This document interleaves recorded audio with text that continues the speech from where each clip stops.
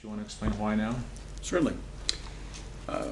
When this case first broke, I firmly believed, as I do today, that I could run the department and also work with my legal defense team so that we could get through trial and I could be vindicated.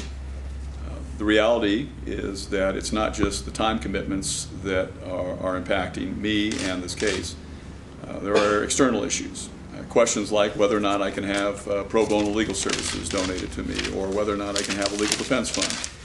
And frankly, those were taking up a great deal of time, energy, and effort by the legal team that weren't specifically focused on making sure that at the end of the day I'm found not guilty for the charges that have been leveled against me. Those are unique to elected officials. Those are restrictions that are imposed upon us. Now, we could spend a lot of time, energy, and effort trying to battle through that, and maybe at the end of the day we prevail that an elected official can have those benefits. But frankly, I have a June 10th trial date, and this was becoming problematic for us as a team. To get answer those questions before the trial date. Right, right. And to be able to stay fully focused on making sure I have the best legal defense team, and that we can put all our energy into putting this case together and eventually being vindicated. It was mentioned in the press conference this morning that you're still going to fight these charges to the hilt and you're not going to plead guilty. This is not a preparation to a guilty plea. Absolutely. Thank you for bringing that up. That's 100% correct. And in fact, just the opposite. What today does is allow me as a private citizen to have those restrictions as an elected official removed from me, so that these issues of pro bono legal services, legal defense fund are out of play. And now my legal team can come together, focus their full energy on making sure that we put all the evidence forward and that I am found not guilty. What now in terms of you? In your case, you're going to go on and just for the next 6 months with the trial? Yes, sir. Over the next 6 months, we'll continue to do what we've been doing for the last 3 months, and that's put together our responses to the government's charges and prepare for trial. How did it come about that Jack Anderson be the interim sheriff? How did that process work?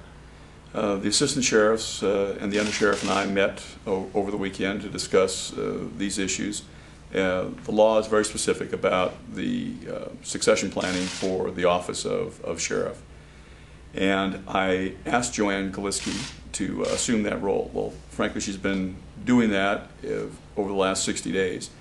She put her life on hold for me to be able to fulfill that role. She didn't believe she could do that consistently over an interim period of time or over a 3-year period of time, based upon some of her family commitments and personal obligations. So I reduced her in rank to assistant sheriff. Amongst the assistant sheriffs, we looked at individuals who we thought would and could do the job of that group. Jack Anderson, frankly, had the right credentials. He's been in charge of operations. He was a captain down in South Operations for a period of time. He knows all the contract partners, which are critically important to us.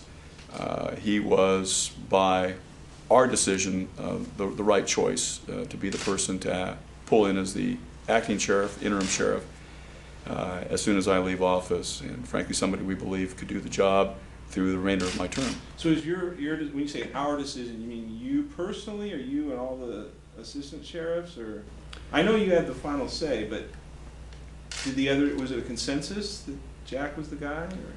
Or? The way we work in the Sheriff's Department, the way I've led this organization, is I ask for input from the members of my command staff. And this decision is no different than any of the other decisions that get made here. So we met at length over the weekend, and yes, it was a consensus decision that Jack Anderson was the right person. Dan Martini, Assistant Sheriff Dan Martini, was possibly a successor, but I understand he was terminated yesterday. How does that play into this succession question? Well, he's not going to be the person that would obviously be the acting sheriff. Other than that, I really can't get into those discussions.